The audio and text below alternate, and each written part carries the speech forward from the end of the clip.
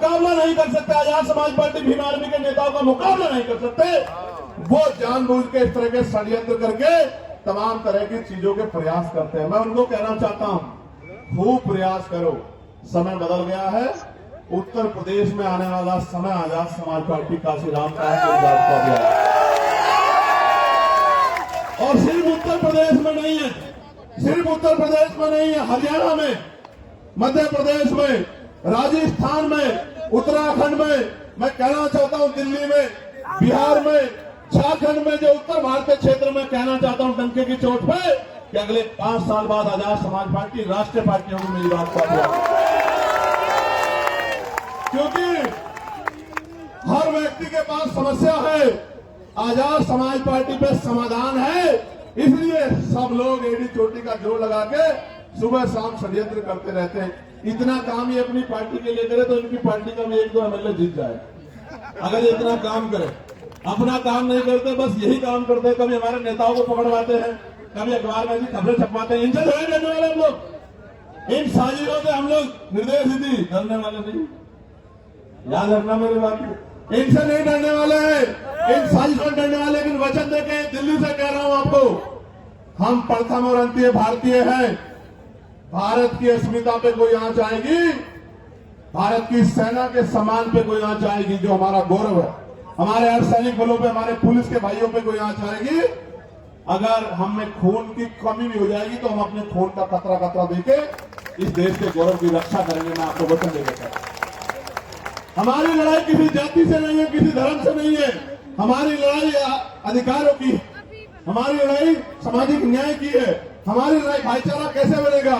एक आदमी ताला लगा के बैठेगा, गरीबों को कुछ देना नहीं चाहता, ये लोधी जी खड़े हैं बुलंदशहर वाले, एक आदमी ताला लगा के बैठ गया, हापुड़ वाले भी, और वो देना नहीं चाहता, और हम लोग दरवाजा खटखटा रहे हैं कि हमारा हिस्सा में दे दो। कैसे जो है भाईचारा बन जाएगा? जब तक ये देश में धन धरती राजपाट नहीं बढ़ेगा, बटेगा, तब तक बात आगे नहीं बढ़ेगी। और मैं आपको कहना चाहता हूं, समय आ गया है, नौजवानों ने लड़ाई ली है। कहते हैं ना, संघर्षों के साय में घनघोर जवानी पलती है, और इतिहास तो झुक जाता है जिस ओर जवानी चलती है। जिस दिन से मुजफ्फरनगर की रैली हुई, आगरा की रैली हुई, हरदोई की रैली हुई, कन्नौज का ऐतिहासिक जो है महारेला हुआ, संत कबीर नगर की रैली हुई, 15 तारीख 25 तारीख को जौनपुर में ऐलान होगा। उसके बाद जौनपुर में चैलेंज करके कह रहा हूं, गौर से सुनो, जौनपुर में ऐतिहासिक रेला होगा। जौनपुर के बाद 15 तारीख को बाराबंकी में ऐतिहासिक रेला होगा। उसके बाद 29 तारीख को मार्च में लखीमपुर खीरी में महारेला होगा। मेरी बात को आप डंके की चोट पे कह रहा हूं। रंजन साहब, आप भी सुनो, आपने नहीं देखा होगा कि 2 दिन पहले ग्राउंड बदल दिया जाता है, 2 दिन पहले परमिशन नहीं देते हैं। जिस तरह के गुंडा तंत्र से हम लोग लड़ रहे हैं, कोई लड़ नहीं सकता। हमारी बड़ी बड़ी रैलियां होती है और मीडिया में 1 मिनट नहीं होती कि आजाद समाज पार्टी की न्यूज दिखा। लेकिन हम नाराज नहीं है, हम नाराज नहीं है। हम ये मानते हैं कि अभी हमारी शक्ति का हम इसको बढ़ाएंगे। हम मजबूर करेंगे कि हर एक व्यक्ति की नजर हमारी तरफ जाए, हर एक व्यक्ति की नजर हमारी तरफ जाए, वो हमारे दर्द को महसूस करे, वो हमारे विषय पर चर्चा करे। वरना एक ही समाज के लोग टीवी के पूरे पैनल में बैठ जाएंगे और एंकर भी उसी समाज से होगा। कैसे दलितों, पिछड़ों के, मुसलमानों के हालातों पर चर्चा कर लोगे मेरे भाई? आप ही सोचो क्या हालात। प्यारे साथियों, गरीब का दर्द गरीब समझता है और मजलूम का दर्द मजलूम समझता है। कोई शोषक शोषितों का दर्द नहीं समझ सकता। प्यारे साथियों, मैं आज इस मंच से नगीना के लोगों से माफी चाहता हूं, क्योंकि नगीना के लोगों की इच्छाएं बहुत है, लेकिन मैं मजबूर हूं कि नगीना से उत्तर प्रदेश फतेह नहीं हो सकता है। इसलिए मैं 1 साल का समय नगीना के लोगों से चाहता हूं। जब 27 का चुनाव खत्म हो जाएगा, मैं वचन दे कहता हूं, मैं नगीना को 1 मिनट के लिए नहीं छोड़ूंगा, आपके साथ रहूंगा, चलूंगा। लेकिन अभी आप अपने दिल पे हाथ रख के बोलो और बताओ, क्या नगीना मात्र नगीना को मेरी जरूरत है या पूरे उत्तर प्रदेश में जाके जन जागरण की जरूरत है? देखो, मेरे पास अभी 5 करोड़ की निधि है और वो ट्रांसपेरेंट है। मैं चैलेंज कर कहता हूं, अगर मेरी सांस पे कोई सवाल खड़ा कर देगा तो जो सजा देगा उसको मान लूंगा।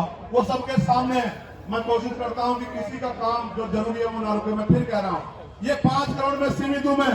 जिस दिन राजराज बनेगा, सिर्फ नगीना ने जिस चीज पे आप हाथ रख लोगे कि भाई ये काम होना चाहिए, मैं गारंटी देता हूँ वो काम करके दिखाएंगे। इसलिए प्यारे साथियों, 1 साल का समय दे दो। 1 साल, इतने साल जुल्म सहा आपको बिल्कुल अलग रखा। 1 साल का समय दे दो।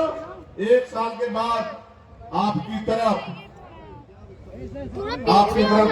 एक भी शिकायत की सुनी नहीं आने देंगे। इस बात का मैं आपको, प्यारे साथियों, शामली भैंसवाल के लोग धरने में बैठे हैं, कुछ लोग यहां भी आए हैं हमारा समर्थन करने। मैं उनका बहुत समर्थन करता हूं। उनकी जो मांग है आप बताइए, हम लोकसभा के पटल पे भी उठाने का काम करेंगे और उनको जाके मजबूती देने का भी काम करेंगे। प्यारे साथियों, अंत में जब मैं अपनी बात को खत्म करूंगा तो मैं आपसे भी कुछ उम्मीद करके आया। बताओ मेरी मदद करोगे नहीं करोगे?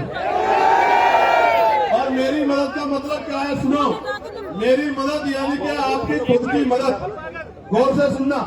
आज हमने, किसी को नहीं पता था हमारा प्रदर्शन यहाँ हुआ है, तो पूरा कन्यास पैलेस, पूरा ये क्षेत्र जाम हो जाता है। इस बात को पूरा प्रशासन, पुलिस जानती है। आज हमने चुनिंदा लोगों को, ये भी हजारों संख्या में हो गए हैं, अलग अलग स्टेट से बताया कि उनको जाकर किस तरह लड़ाई लड़नी है। राजस्थान के कुछ साथी दिख रहे हैं, हरियाणा के कुछ साथी दिख रहे हैं, यूपी के कुछ साथी दिख रहे हैं, मध्य प्रदेश के कुछ साथी दिख रहे हैं, इसी तरह उत्तराखंड के साथी भी दिख रहे हैं। दिल्ली का तो बारंबार हम लोग धन्यवाद करते हैं। बिहार के साथी दिख रहे हैं। मैं आपको ये कहना चाहता हूँ, गौर से सुनो, मैं आपको ये कहना चाहता हूँ, अंत में गौर से सुनो, मैं आपसे क्या चाहता हूँ। आप यहां से जब घर लौटो तो इस बात को समझो कि पॉलिटिकल पावर इतना माफ करती है। जब तक राजनीतिक सत्ता हमारे पास नहीं होगी तो हमारे हितों में फैसले नहीं। आप उससे मेरे खून का कतरा ले लो फौजी साहब, लेकिन मैं आपसे आग्रह कर रहा हूं कि गली मोहल्लों में जाके अपने वोट को संगठित करके अपनी ताकत 2027 में उत्तर प्रदेश के अंदर बना। और मैं बड़ी बात नहीं कह रहा हूं श्री जी, एक मौका आप आजाद समाज पार्टी काशीराम को मिलने दो।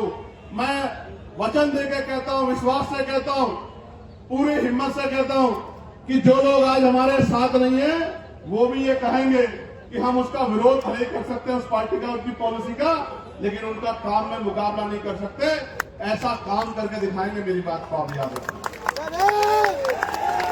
प्यारे साथियों, मैं पुलिस के भाइयों का बहुत धन्यवाद दूंगा।